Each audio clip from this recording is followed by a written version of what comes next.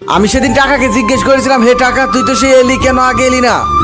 তুই ছিলি না বলেই তো আমার হারিয়ে গেল ভালোবাসার মানুষটা। টাকা তখন উত্তরে বললো, আমাকে দিয়ে দুনিয়ার সব কিছু কেনা যায়, তবে ভালোবাসা না। আমি না থাকলে যদি কেউ হারিয়ে যায় সেটা বেঈমান ছিল, ভালোবাসা না।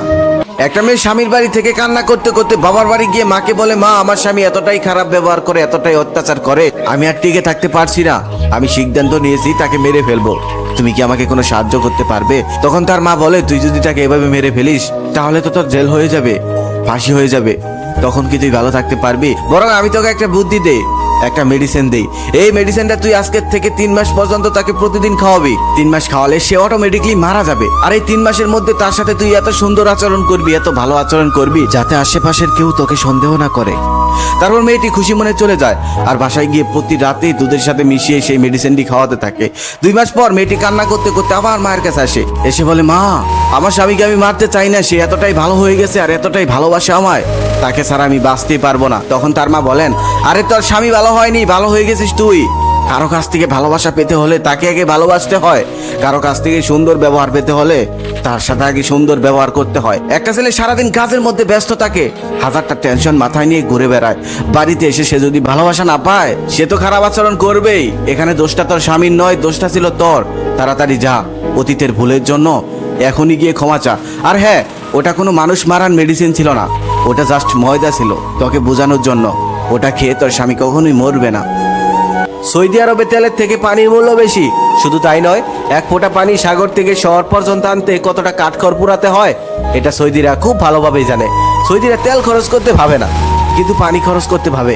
আর আমাদের দেশে তেলের কত দাম, অথচ পানি আমরা যেমনি ইচ্ছে তেমনি খরচ করি। সৌদিরা তেল খরচ করতে ভাবে না, কারণ তাদের দেশে তেল অ্যাভেলেবেল। আর আমরা পানি খরচ করতে ভাবি না, কারণ আমাদের দেশে পানি অ্যাভেলেবেল। ঠিক তেমনই তুমি যদি কারোর জন্য অ্যাভেলেবেল হও, সে তোমাকে মূল্যহীন ভেবে খরচ করে দিবে। তাই কারোর জন্য অ্যাভেলেবেল হইও না, তুমি যার জন্য অ্যাভেলেবেল হবে সেই তোমাকে সস্তা বানিয়ে দিবে। তাই যেখানেই যাও নিজের আত্মসম্মানটা ধরে রেখো।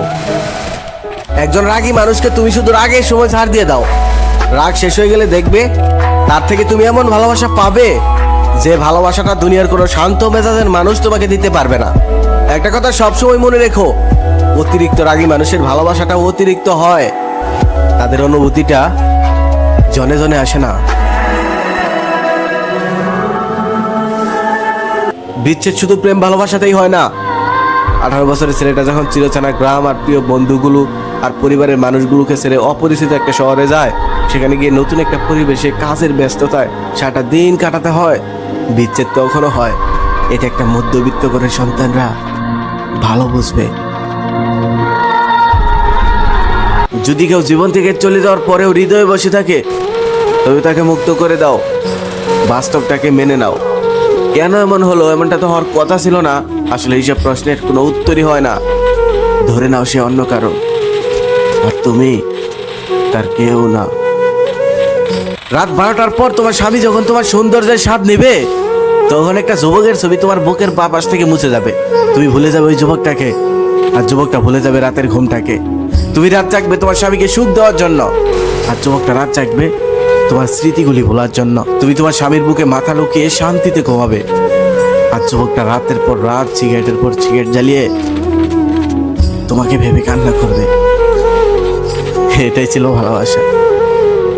একদিন একটি পাখি মৌমাছিকে জিজ্ঞেস করলো, তোমরা এত কষ্ট করে মধু সঞ্চয় করো, সেই মধুগুলো মানুষ চুরি করে নেয়, তোমাদের কষ্ট হয় না? তখন উত্তরে মাঝি বলেন, না আমাদের কষ্ট হয় না, কারণ মানুষ শুধু আমাদের মধুটাই চুরি করতে পারে, কিন্তু আমাদের কৌশল চুরি করতে পারে না। ঠিক তেমনই জীবন চলার পথে তুমি যদি কিছু হারিয়ে ফেলো, তাহলে আফসোস করে সময় নষ্ট করো না, কারণ জিনিসটাই হারায়, কৌশল কখনোই হারায় না। আবার সেই কৌশলে তুমি নতুন করে অর্জন করে নাও। আর জীবন চলার পথে অনেক কিছু হারাবে, কারণ মানুষ এক হয় না। কোনো একজন পুরুষ তোমার সাথে বিশ্বাসঘাতকতা করেছে বলে পুরো পৃথিবী শুদ্ধ পুরুষই খারাপ, তাই না? এমনটা তো হতে পারে না। শারীরিক সম্পর্ক করতে গেলে দুজনের সমান মত লাগে, নিজের ইচ্ছায় শরীর দিবা, তারপর সম্পর্ক ভেঙে গেলে সব দোষ পুরুষটার, তাই না? রাগী মানুষগুলো সব করতে পারে, শুধু রাগের সময় নিজেকে কন্ট্রোল করতে পারে না। রাগী মানুষগুলো তার ভালোবাসার মানুষটাকে নিজের জীবনের থেকেও বেশি ভালোবাসতে পারে। আবার রাগী মানুষগুলো রাগের সময় সেই ভালোবাসার মানুষটাকেও আঘাত করতে পারে, আবার রাগ শেষ হয়ে গেলে তার জন্য কান্নাও করতে পারে।